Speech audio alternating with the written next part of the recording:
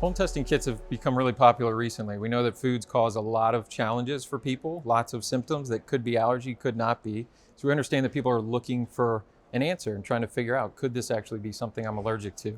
The challenge with home testing kits is that a lot of them aren't actually testing the proper antibody that we're looking for in an allergy.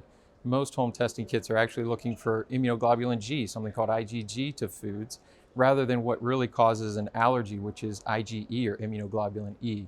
We want to identify food allergies. We want to be able to partner with patients to really solve what is causing the symptoms, but not everything that foods do to our body is actually an allergy.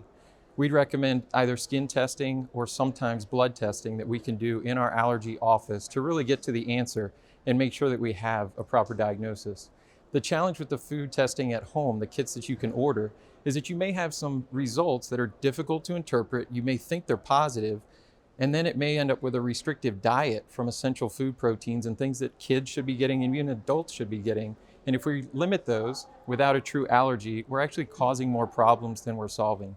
So come in, talk with an allergist. We'd love to try to get to the bottom of your symptoms.